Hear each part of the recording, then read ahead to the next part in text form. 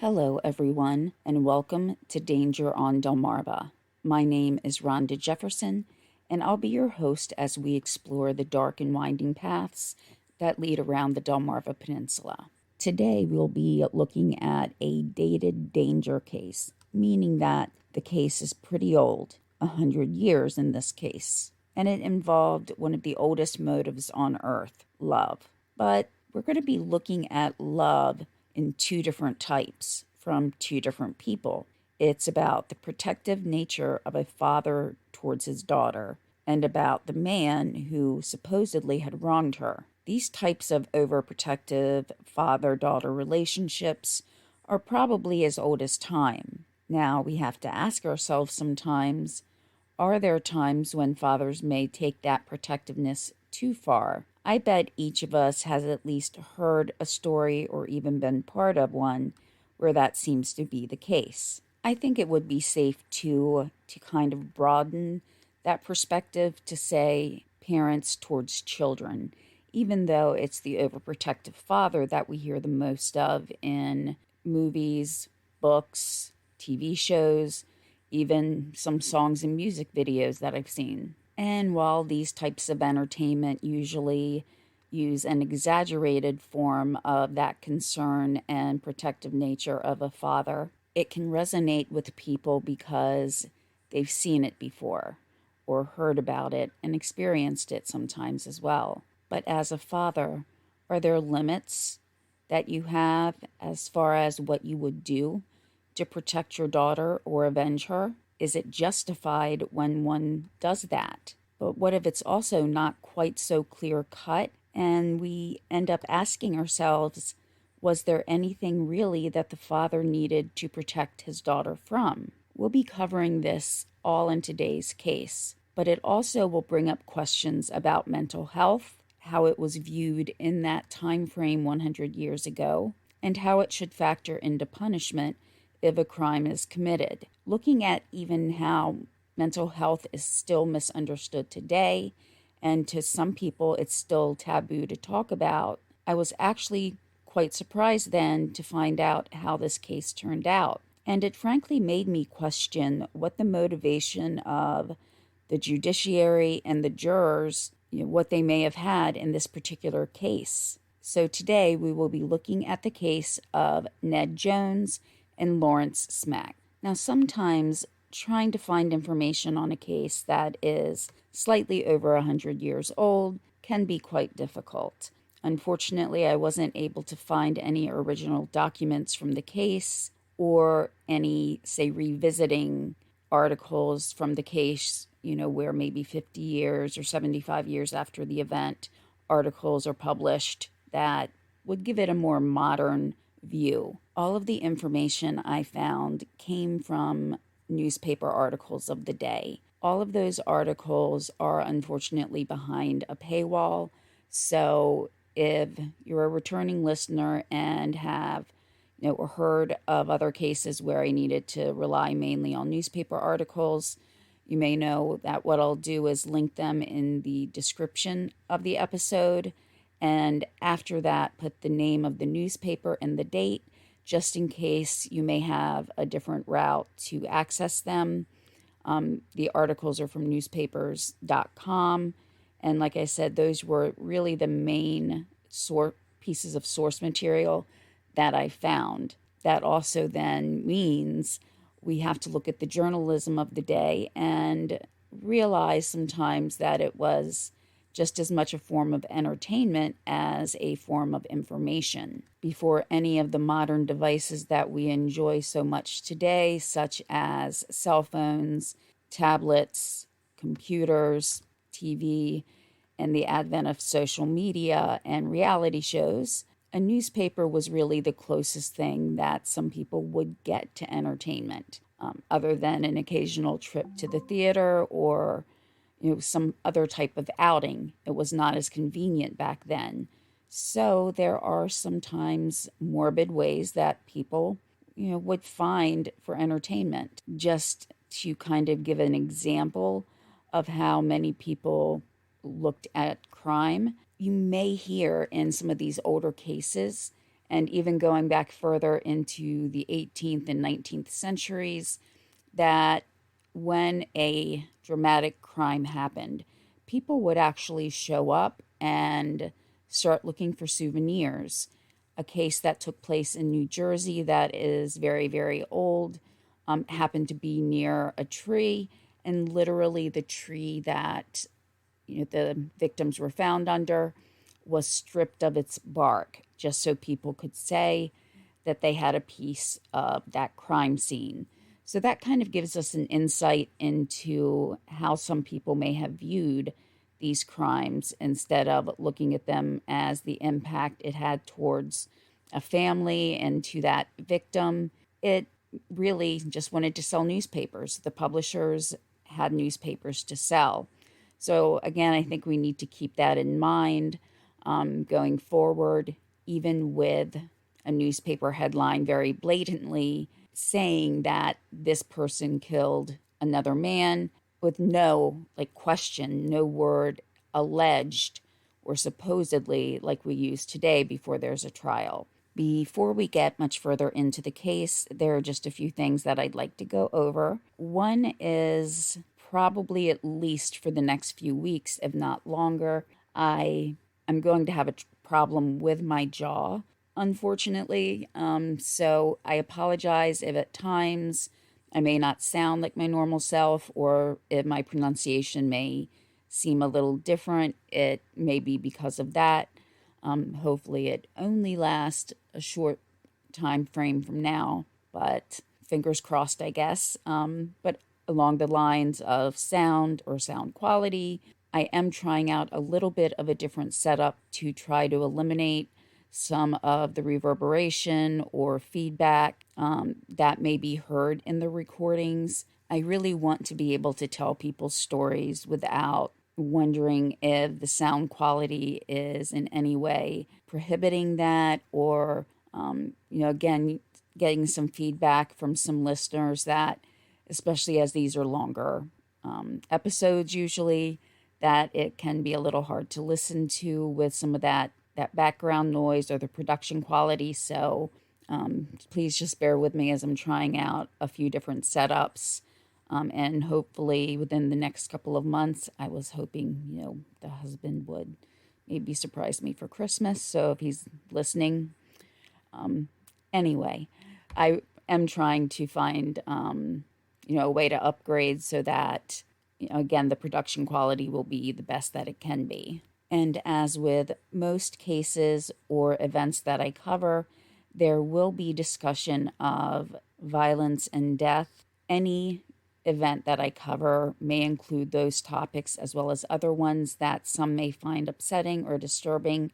So I do just want to make it clear before I actually get into the story that this will include, an event where someone did lose his life. So with all of that being said, let's get into today's story about Ned Jones and Lawrence Smack. Ned Jones was a farmer in Snow Hill, Maryland. To those in town, Jones was a pretty prosperous man.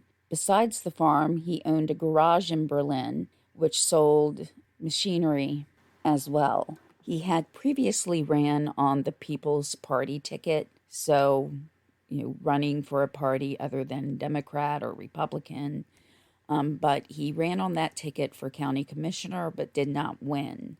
Lawrence Smack was a young man, and there was really no description about his life. He was in his mid-20s and married, and though he was currently out of jail on bond. More about that in a few moments. One day, he was just sitting in front of a store, something that people of the day did. We might be wondering why somebody so young, would just be hanging out at a country store, basically. And again, going back to the whole no TV, no social media, things like that, it was a form of passing the time, of maybe running into somebody that and starting a conversation, or even someone that you don't know and finding out more about them. So it wasn't really strange to have people sitting out in front of a store, and there were a few people that day who were doing the same thing. While Lawrence Smack was sitting in front of the store on a Tuesday morning, September 12th, 1922, Edward, also known as Ned Jones, approached him, but Jones did pass by and went into the store. About this time, Smack decided it was time to go. He stood up from the porch on which he was sitting and went to a different store. The name of the store that he had just left was named the West Store, and the one that he was heading towards was the Quillen Store. And it was only about 100 feet away, so very, very close together. Knowing now what's about to occur, I have to wonder why Smack decided to leave his seat. Was he uncomfortable in seeing Ned Jones? And if so, why? Well, no matter what, it turns out that he definitely had reason to worry. When Ned Jones came out of the store, he called over to the younger man. Jones had not spent a really long time in the store, so Lawrence was still within his sight. Lawrence did decide to turn around and go back towards Jones. Lawrence was probably expecting another type of verbal altercation, maybe some shoving or punching, something along those lines. But as he got within a few feet of Jones, the enraged father pulled a gun and fired at Smack. Shocked and injured, Lawrence made his way back towards Quillen's store. He got to the store, and while trying to remain upright to get away from his attacker, he ended up falling at the entrance. What happened next erased any possibility of Lawrence Smack surviving this ordeal. As he lay on the porch of the store, Jones approached him and fired all of the remaining bullets from his gun into the young man. Then Ned got into his car and drove to the town of Berlin. Berlin and Snow Hill are very close together, and the actual shooting took place in a section or a small town named Ironshire. When Ned got to Berlin, he found the chief of police. His first name was not listed, but his last was, so it was Chief Brittingham. Jones surrendered, handing him the gun. And something that we're probably not going to see today at all is, in order to get Jones back to the county jail, the sheriff actually used Jones's own car. So he got the keys to Jones's car and put Jones in the car to drive back to the county jail. Honestly, I can't say whether or not the police force had any vehicles, much less, how many they had. I'm sure they had to have some motorized vehicles, but it may not have been really prevalent at that time. In trying to find witnesses who may have seen the shooting, 4 men were found to have been also sitting on the porches at the time. But being a small town, they already knew about and could probably even feel the tension between the 2 men.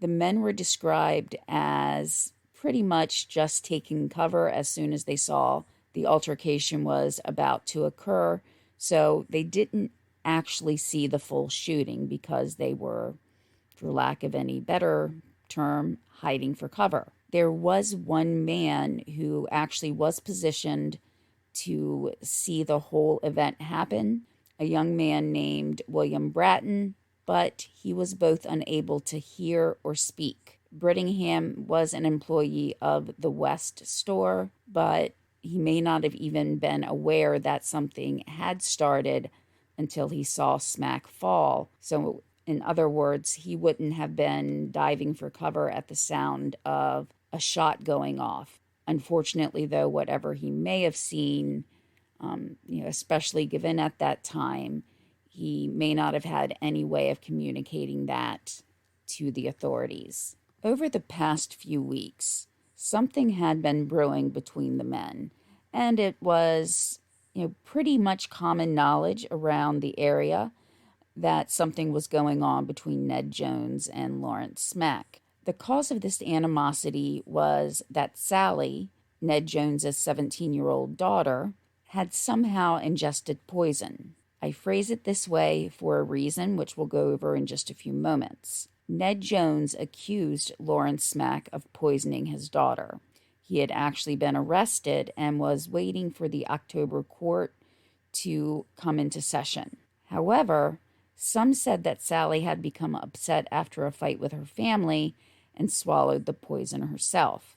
So this was coming all from an accusation made by Ned Jones against Lawrence Smack, even though Sally will say herself that Lawrence had not poisoned her. At the general time of these events, Lawrence Smack and his wife, whose name was only listed as Mrs. Smack, had been working for the Jones families, and they had been in a lot of contact with each other. In fact, though, Mrs. Smack was Mr. Jones's niece. She was the daughter of one of Ned Jones's sisters. So this would make Mrs. Smack and Sally cousins. This would, again, make Ned Jones her uncle. So living in an area where you have a lot of contact with your family, in this case, again, in the general time frame, they were working for the Joneses, and Mrs. Smack's mother, so Ned Jones's sister, had heard about the rumblings around town that supposedly rumor had it that Sally and Lawrence Smack had been in an inappropriate relationship, as the saying goes. So Mrs. Smack's mother told her that Lawrence better make himself scarce. And while Mrs. Smack did tell her husband about what her mother had just informed her of, Lawrence didn't seem that worried about Ned Jones actually doing anything.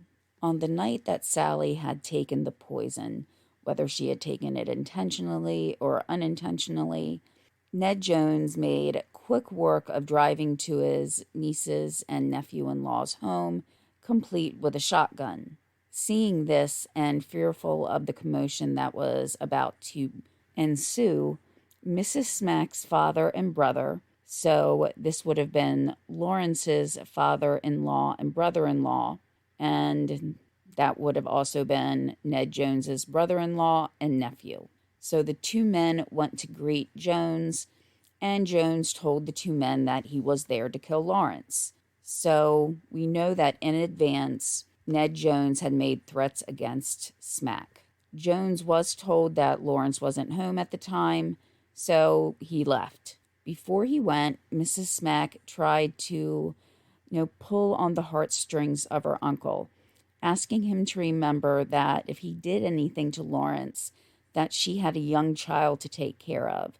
She just wanted to remind him of the fact before he took any drastic actions that would hurt or even kill her husband. Before leaving, though, Ned Jones just advised her that if he were to kill Lawrence and not be sentenced to death, that he would make sure that his niece and grandnephew were taken care of. The wording that he used was that they would never want for anything. The two men had kind of run into each other at different meetings or events in town, but they never got too close to one another. So this probably gave Lawrence a sense of security as well, and maybe even the rest of Lawrence's family, because Ned had not tried anything at these larger community events. But apparently, nothing was going to stop him and his goal when he saw James again. And Smack did not die a quick death. Even though he had taken the first shot that had weakened him, Jones later emptied all of the bullets into the chamber into Smack. And Lawrence actually managed to survive for about 15 agonizing minutes.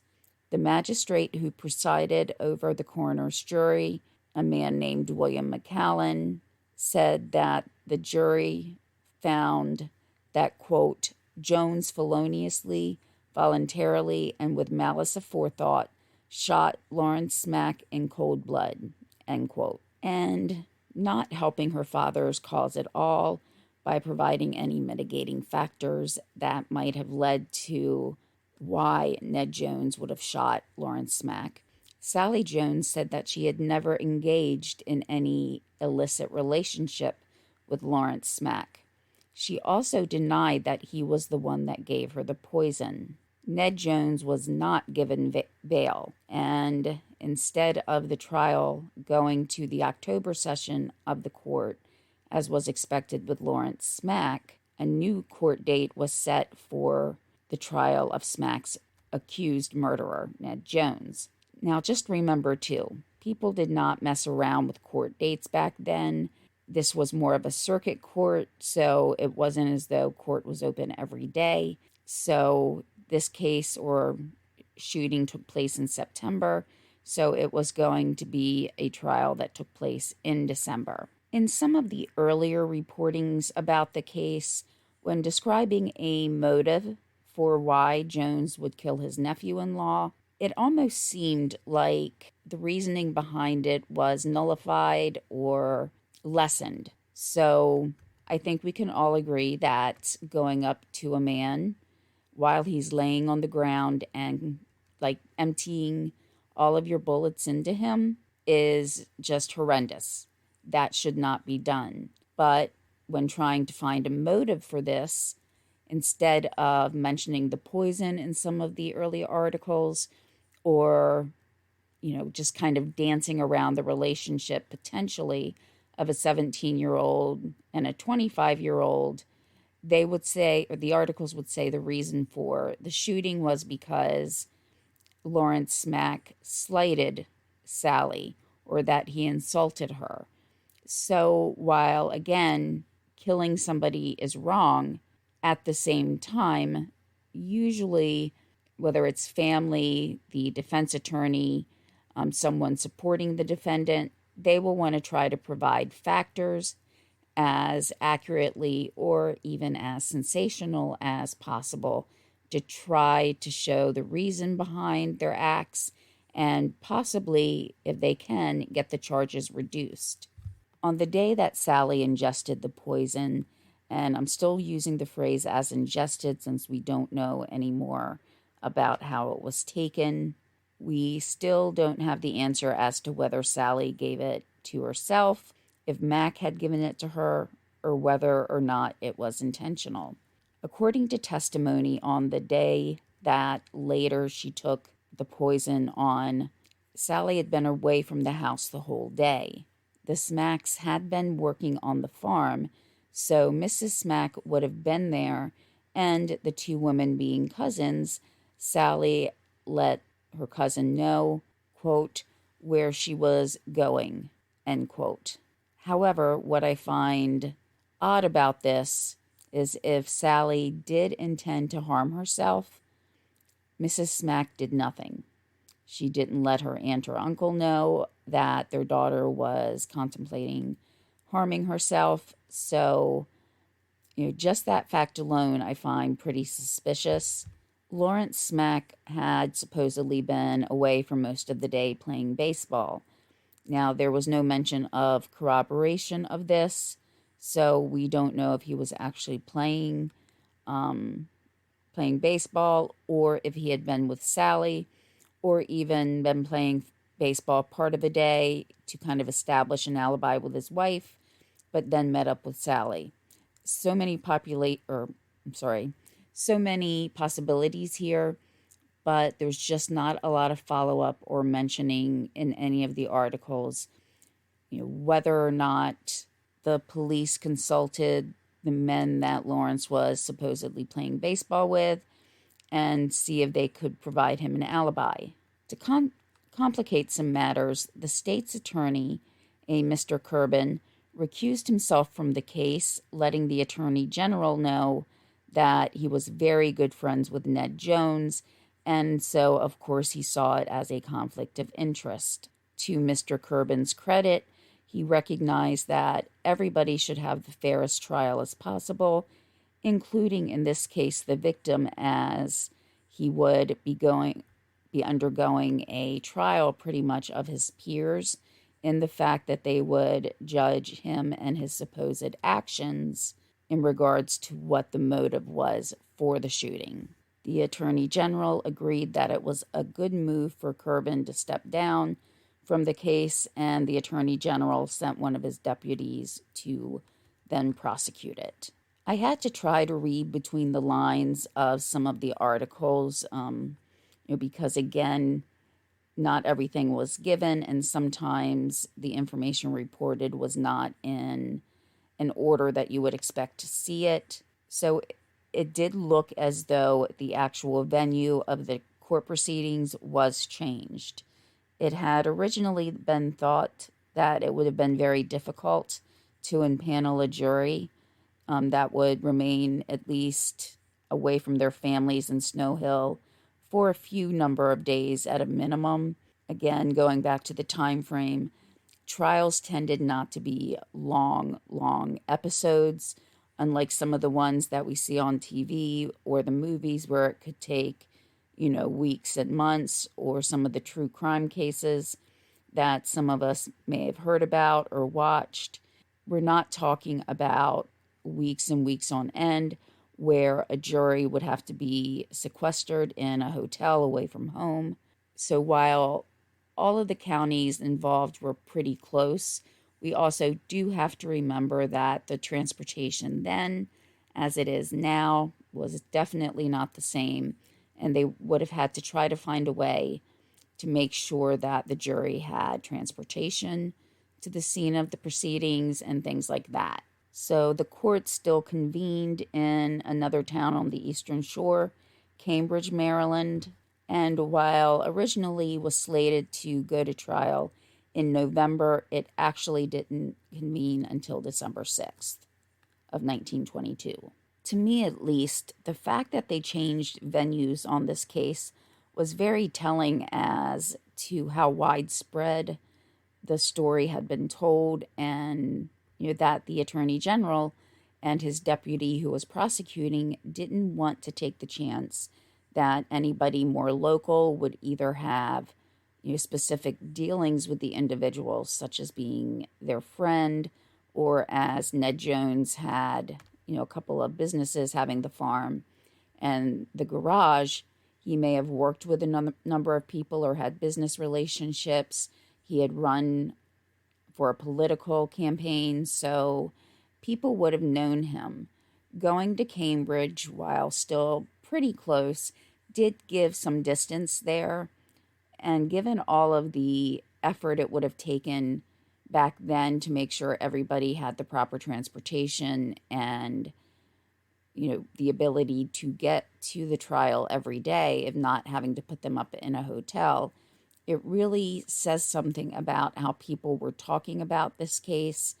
And in something that I found very, very surprising when I brought up one of the first articles is how we always say the words supposed or alleged, things like that, when talking about a criminal or potential criminal before they've actually been convicted of a crime. The headlines of that day did not mince any words.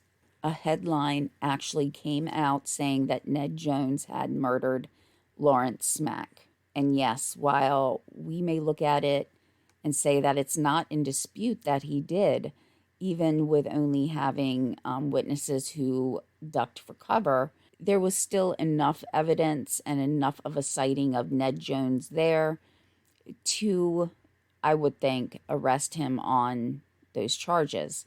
But part of our legal system, and something that, even if it sometimes seems hard to do, or sometimes even if it seems like it's the wrong thing to do, we always have to have that presumption of innocence, because if not, it opens the door for innocent men and women to be put behind bars. So for people to read a headline that said Ned Jones killed Lawrence Smack, that would definitely have an influence on anybody who would be part of the jury. They could have heard it from people in the community, even if they didn't read the newspapers themselves. But within the new trial venue in Cambridge, Maryland, the court again convened on December 6th, and opening statements were made by the state and county attorneys on that date. And the prosecution finished its case on the same day, and it was so quick that the defense had time to call its first witness still on the first day. The defense case was arguing that Ned Jones had been pushed to the breaking point, hearing rumors that Lawrence Smack had boasted about sleeping with Ned Jones's 17-year-old daughter, Sally. Again, remembering that Lawrence Smack was in his mid-20s. Ned Jones said that hearing that had made him, quote, become insane, end quote. The defendant did take the stand in his defense, with him spending a number of hours on the stand on the second morning of the trial. Mrs. Jones followed her husband. The defense brought up witnesses who said that Jones was, quote, not in his right mind, end quote. They still considered him to be not in his right mind, again using wording of the day, when he shot Lawrence Smack, and he had not been himself for quite some time even. A doctor named Paul Jones, who it does not appear was any relation to Ned Jones, testified about a condition that Ned's mother had had. Using the terminology of the day, the doctor stated that his mother had brainstorms. Edward was exhibiting similar behavior prior to the shooting. Adding to the belief that Lawrence Smack had poisoned his daughter, a man named Walter Timmons told Jones that he needed to, quote, look out for Smack as he was carrying a pistol for him, end quote. So what this did was let a man who, as many people described, had not been acting his normal self over, quite a bit of time. So telling him that a man who had supposedly slept with his daughter, who had supposedly, quote, slighted her, who had possibly poisoned her, and now someone is telling him that this same man has a gun. Ned Jones' argument was that made him snap, basically. Could all of these factors together lead to paranoia, possibly, on Edward Jones's behalf? He had even spoken with his niece before and asked her to make sure that her husband Lawrence stopped harassing Sally. He said that Smack had been, quote, calling her up under another name, end quote. I'm not sure what to make of that saying. I've heard a similar saying before about calling someone outside of their name, but that's usually with other terminology, or it could also mean calling someone something that's not very nice, just to say it that way, or using a nickname. Given the mindset here and some of the events surrounding it, I'm going to have to say it was more of an insult that Smack had supposedly been saying to Sally. So to break down this case before we get to the verdict and the events after the case, let's go over a few things here and kind of revisit a couple pieces of important information. I've mentioned a few times that the trial was very, very short. It lasted 3 days. It also only took about 2 hours to impanel a jury, which, if you see any high-profile case today, there are so many questions asked about the individuals to make sure that there's not any type of preconceived bias towards either the defendant or the victim of the case. Considering this case would have been all over the newspapers, even when being moved to a different county, it definitely would not have completely eliminated the pool of people who would have heard about the case. And getting back to the fact again of a 3-day trial, there were 76 witnesses in the courtroom at this time. 76. And this was amongst 200 other spectators trying to get a glimpse of those involved in the case so that they could probably relay the story to their curious neighbors and their cousin in another state and just anybody they could tell about the drama that was unfolding in their little piece of the country. But 76 witnesses in 3 days that included opening statements, and while no mention was given by closing statements or even an opening statement from the defense, there probably had to be at least one or more of those types of speeches that took place. I'm going out on a limb here and assuming that not all 76 testified. I'm wondering if either one or both sides had people prepared to testify if for some reason things weren't going their particular way. I also had a question just about the wording too, where the article said there were 76 witnesses in the courtroom. I know, at least in many of the trials that I've read about or heard about, that those who will be giving witness testimony cannot be in the courtroom at the time of other people's testimony. And that helps ensure that someone's not, say, mending or bending the storyline to fit the narrative that they want to tell. So, for example, if they really wanted to see Ned Jones acquitted, then if they heard one witness, say one thing that helped support Jones, even if they may not have originally intended to mention that, they may then add it on to one of their stories to, try to embellish the character or impugn the character of the defendant. So I would find it very curious if there was confirmation about whether or not everybody had the chance to take the stand, which again, there's 72 hours in a 3-day time period, so that would have been almost impossible. I'm not going to say anything is impossible, but it does really seem like 3 days would not have been near enough for the trial to take place if all 76 people had actually taken the stand.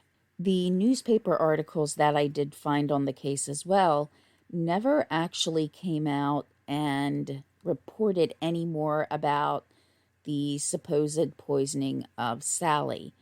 There were some few brief mentions after the first initial articles that kind of set up the background, but it's never made clear as to whether or not Sally was poisoned with a poison, or was it some other type of poisoning such as, food poisoning or something like that. The wording does, though, make it sound more like actually taking a poison, not being poisoned, by spoiled food or something like that. Also, Sally testified that Lawrence did not give her the poison. There was the report that she had had a fight with her family just before she took the poison. But again, it's never actually said whether or not she was attempting to take her life. It never said what type of poison it was, the dosage of the poison. So there's still so much left up in the air. And as this was, or should have been at least, a key aspect to both sides of the courtroom, the prosecution as a motive and the defense as a reason why Ned felt like he needed to take the actions that he did, but it's just kind of lost in everything. And, it's a key piece of information that it just seems odd not to find it anywhere.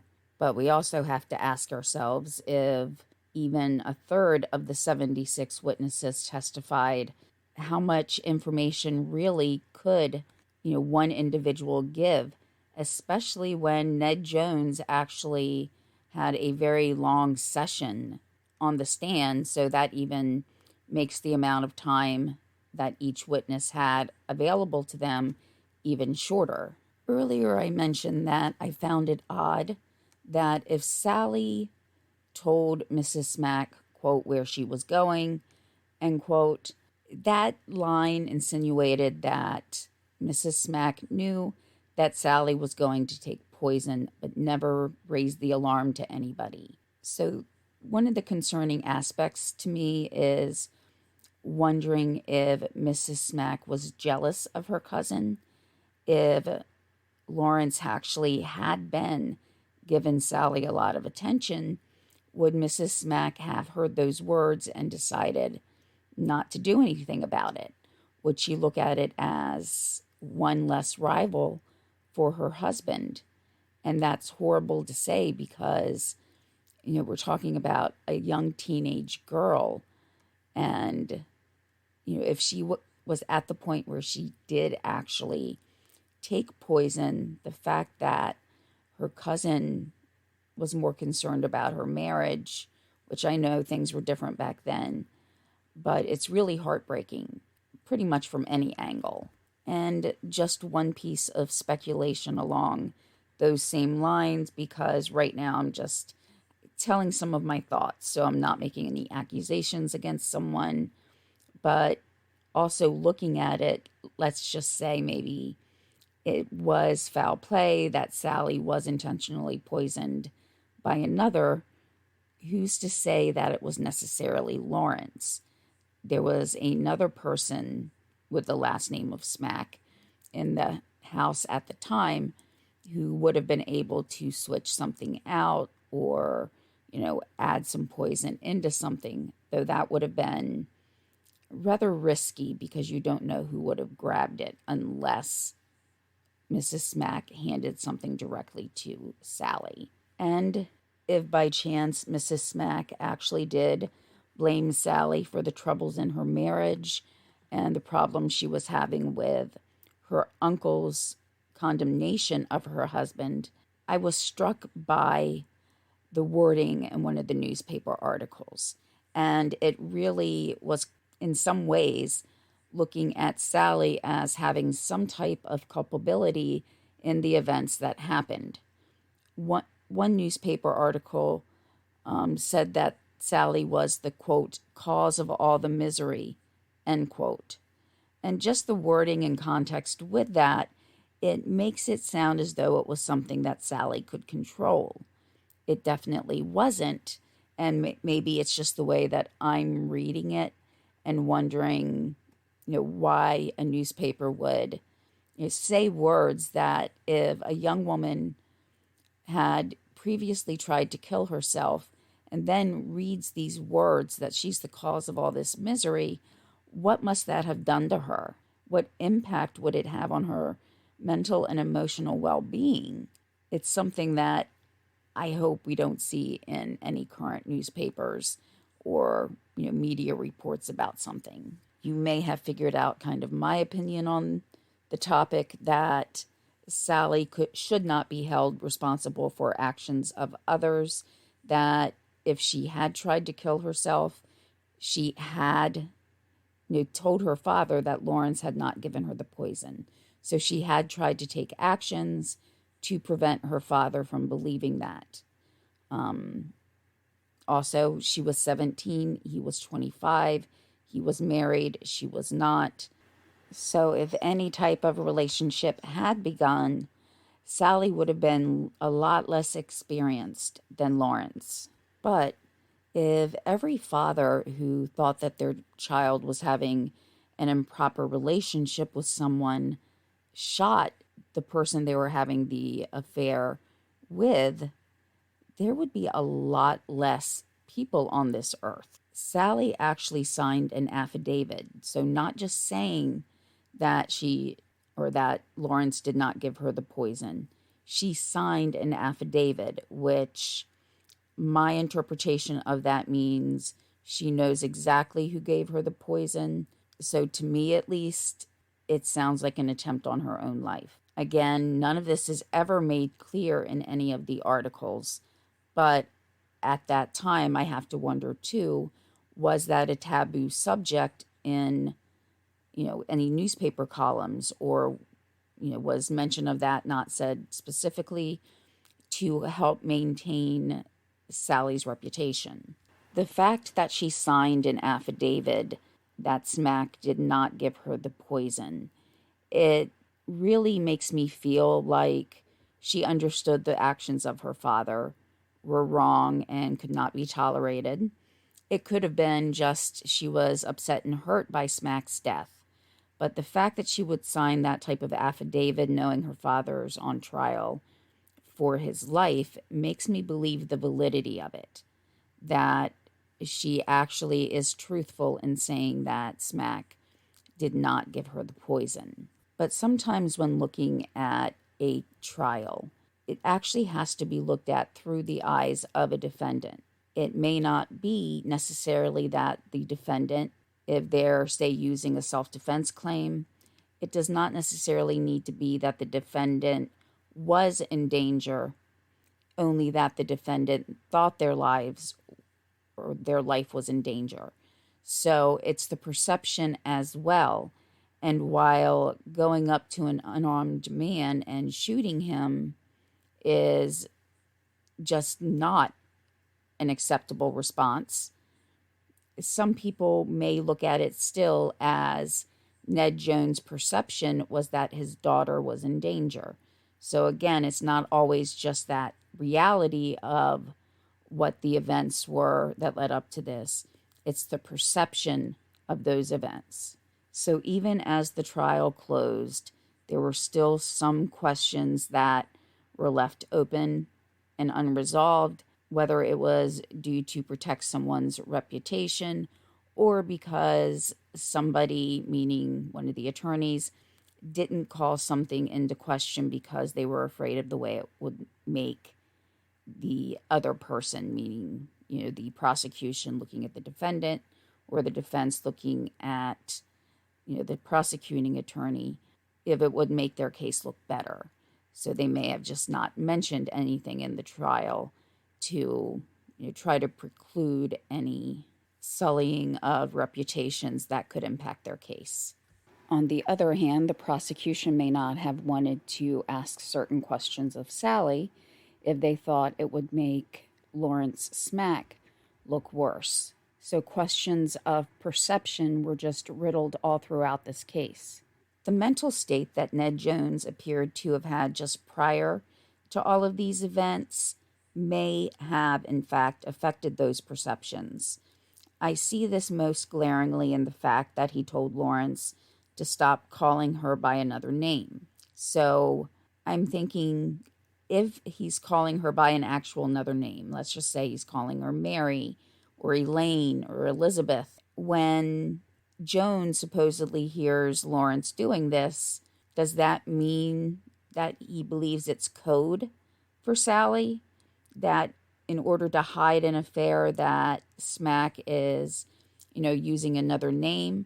Or is it actually that Smack is calling her some type of nickname or even a derogative term? Still, one of those questions we're not going to have answered. Additionally, with information from the doctor that Jones's mother also had, in what he said was brainstorms, but what we may see today as either mental health issues or emotional health concerns, those do tend to run in families.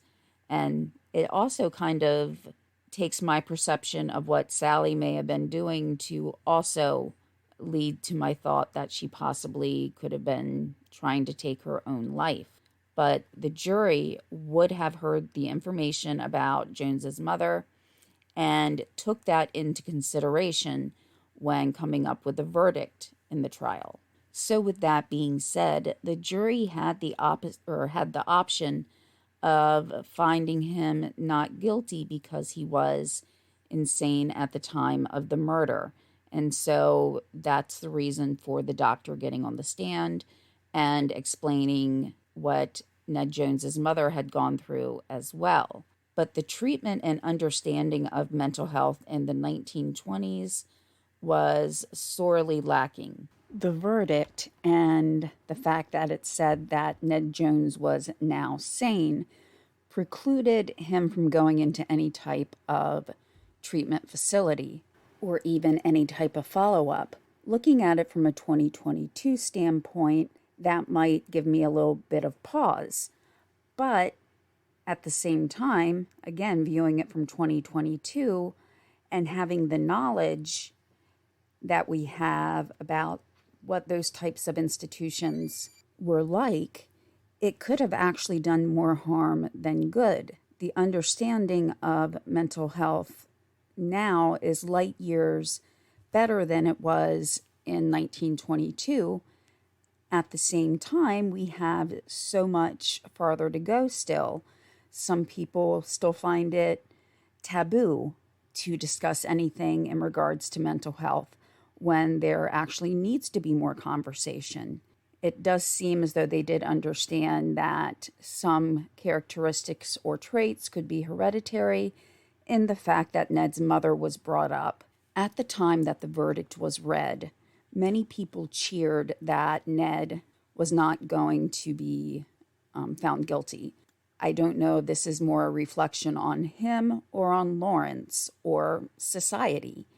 Did they find Ned to be such a fine, upstanding man, and that this was just one lapse, even though it was a huge lapse, and they were willing to, proceed comfortably without having any concern that there would be some type of similar incident in the future? Did Lawrence have a really bad reputation, or did many people not like him and feel that Ned was justified? Or is it a case where society has set these boundaries of what is right and is not right, and in feeling that Ned was just protecting his daughter, that he was justified in taking some type of extreme retribution on the man that he thought wronged his daughter? You also have to try to think about how the niece felt, and she was not mentioned hardly at all, even during the case, but nothing really after.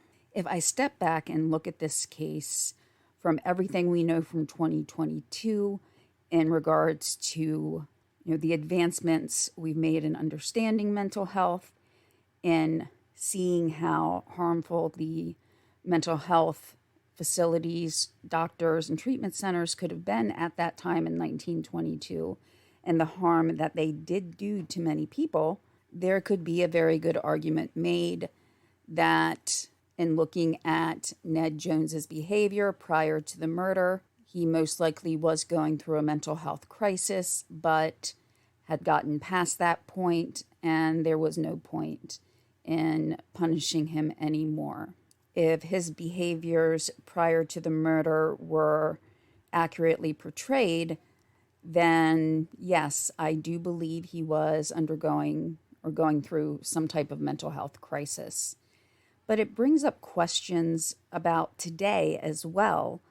What to do if someone is found either not guilty by reason of insanity or guilty with mitigating factors of mental health issues. Who determines what the best course of treatment is?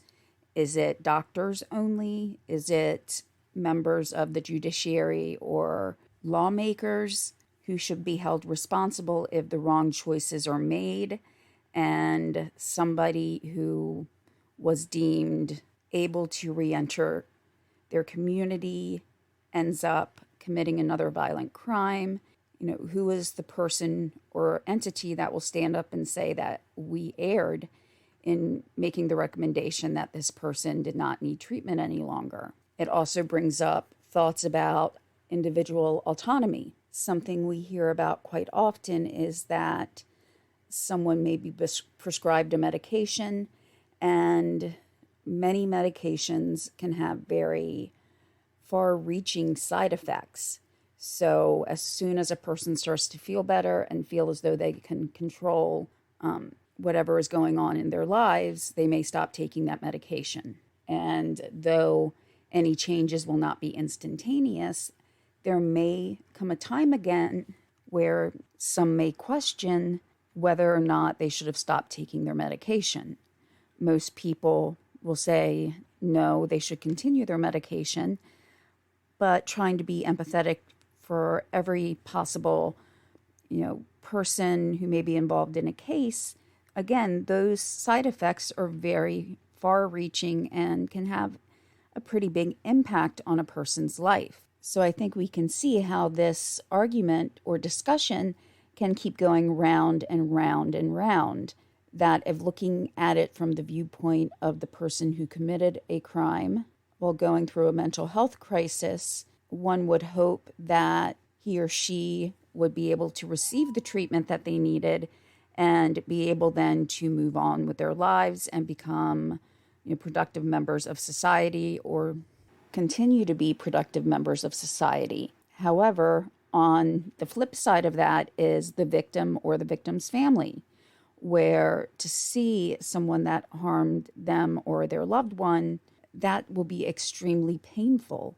So to me, there's never going to be one correct answer to this. There would rarely, if ever, be a time where at least one person would not be negatively impacted by someone who committed a crime to be released.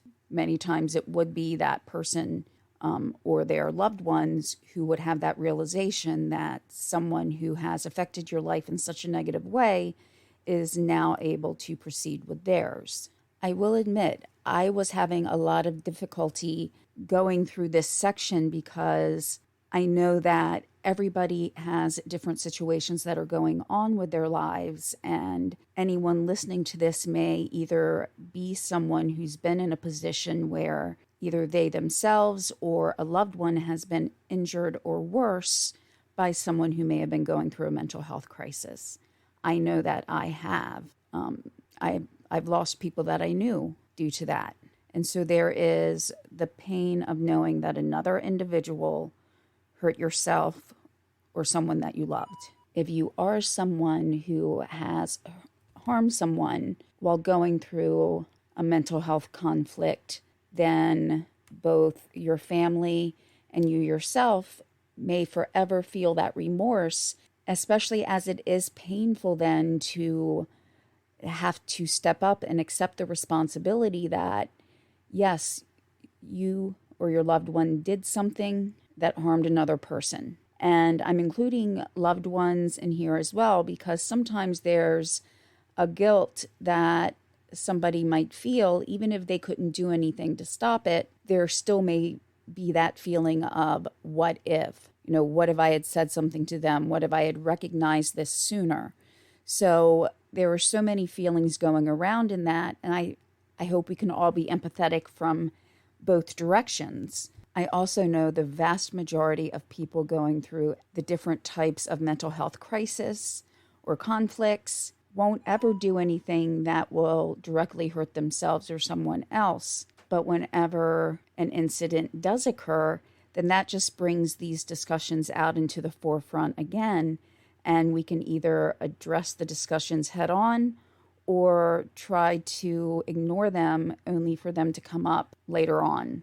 And that's where I was looking at this from so many different viewpoints and wanting to make sure that as many views as possible would be reflected, because out of everybody listening, there could be hundreds of different views on even just a small part of this case or any similar case. So I guess personally, the biggest thing or two biggest things that I can probably take away from this is being thankful that we're now in a time where we're at least taking steps in the right direction to address the different mental health issues and illnesses that there are, to make sure people are open and welcome help and support as they're going through these times, and to also hoping that we continue to go in the right direction and not take any steps backwards. The other thing is not to be afraid to approach these discussions.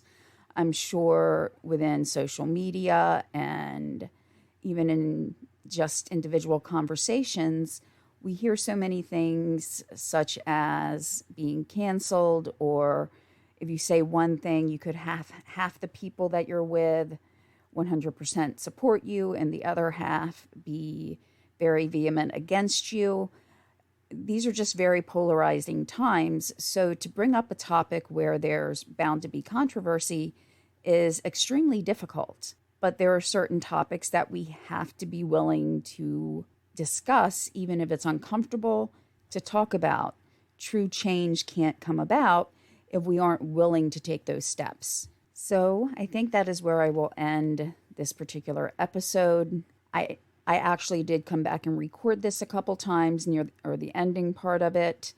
Between the last time and now, well, I went to have lunch a couple of days ago. Yes, days, because it took me that long to get back to this again. Because in the process of making lunch, I guess the only thing I can think of is I spilled some oil down the side of a pan or pot, and before I knew it, the pot was on fire, and my husband is out in the kitchen right now putting up a new cabinet or hood for the stove because it felt like the whole stove was on fire at the time. It was maybe about half of it was covered, and it destroyed the hood above my stove and the cabinet right above that, and the whole ceiling will just need to be repainted because, it's not worth it just to paint that section, because the section that was singed and had soot was quite large. So I just think the whole thing will have to be done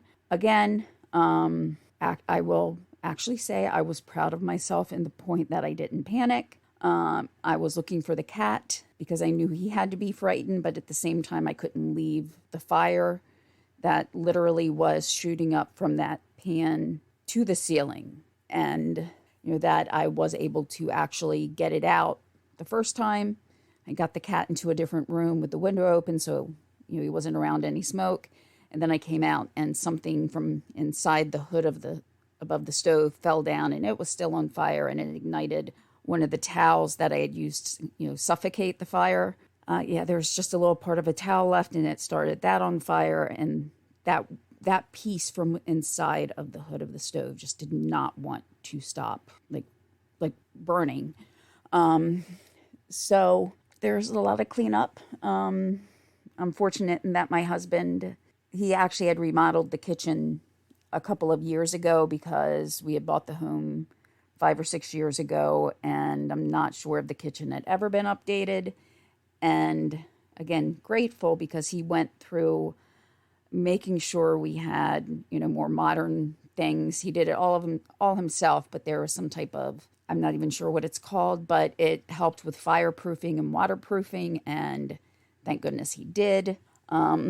So I'm very grateful right now that things were not any worse than they were, that my kids weren't home. But we also have 2 nice big new fire extinguishers that look to be very easy to use, and I'm hoping we can get everything set for having dinner on Sunday. I still want to try to get one more episode out by the end of the year because I've been wanting to do this one particular episode, and the 18th anniversary is actually coming up before the end of the year, and just to kind of get the names out there again so that if anybody has information to come forward on it was on some murders that took place the day after Christmas at a casual mail store up in Wilmington, Delaware. And as time passes by, sometimes relationships between people change, meaning someone who might have been willing to, stay quiet at the time may not be quite so willing now. Or every time we discuss a case like this, even if it's considered a cold case, maybe just something that someone says or hears may be a reminder. So I just want to get that done and get the information out again. So, again, if you just think of something, if you're from the area or were from the area, but 2 young people, a 22-year-old and an 18-year-old, Jessica Watson and Matthew Masserato, were both killed just doing their jobs. And even though we see it every day, it's something that we, again, still need to keep addressing, that we're not going to forget that even if 18 years has passed, there are still people affected every day by the loss of these 2 young people who never had the chance to live their lives, 22 and 18. And just by doing their jobs, they didn't get to go home to their families. So I will be working between now and then to try to get the information out and post their pictures on the Facebook page and a link to the episode once I have all of that done. Thank you all for hanging in there with me today. I'm sorry if I was a little bit all over the place near the end of the episode, but I do have a lot of thoughts when it comes to how to address mental health issues, and also understanding it's not a one-size-fits-everybody approach, and it's trying to make sure everybody's rights are respected and the ability to stay safe and secure also are protected. All right. If I don't get to talk to you beforehand, if you do celebrate any holidays this year, I hope everyone does have a safe and happy holiday, and I will talk to you all soon. Bye.